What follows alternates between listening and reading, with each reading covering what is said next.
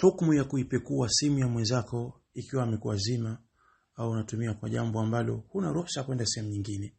Aliulizwa Sheikh Abdul Karim Al-Khudairi hafidhahullah ta'ala, ma hukmu an-nadhari fi muhtawayati jawali zamili bighairi ilmihi, ni ipi hukumu ya kutazama yaliyomo kwenye simu ya ndugu yangu, ya rafiki yangu, bila ya kujua yeye mwenyewe, ilman bi annahu adhina li fi akhdhihi liittisali bihi, kwa kujua kwamba yeye ameniruhusu mimi kuichukua kwa ajili ya kumpigia mtu kwa ajili ya yani mawasiliano.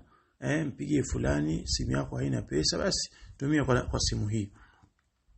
Anasema Sheikh, idha adhina zamiluka bil ittisali bi jawalihi fayuqtasaru al-idhnu au fayaktasiru al-idhnu ala al-ittisal, atapokuruhusu rafiki yako kutumia simu yake katika mawasiliano, basi idhni yake itakomea katika yale mawasiliano tu kule kumpigia mtu.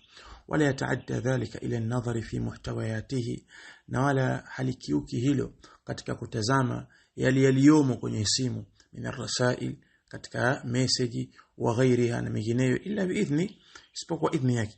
Wa hadhihi tahtaju ila idhn, na ile pili la kupekua, bwana kuna message imeingia au nimeona kitu fulani, kumbe wewe mbaya, wewe mshabiki wa kitu fulani, wewe mtu akaanza kuona, hili linahitajia idhni.